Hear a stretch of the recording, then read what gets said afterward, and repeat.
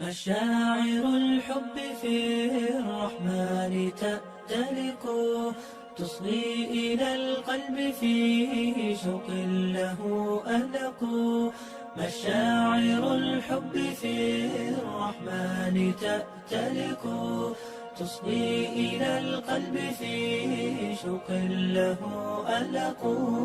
لطف تسوق حكاية الوفاء إلى عزيزة النفس يحكي نورها الأفق.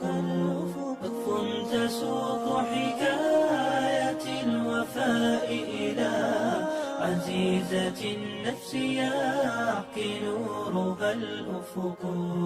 وبينهن رباط الطهر قد نطقت فيه المحبة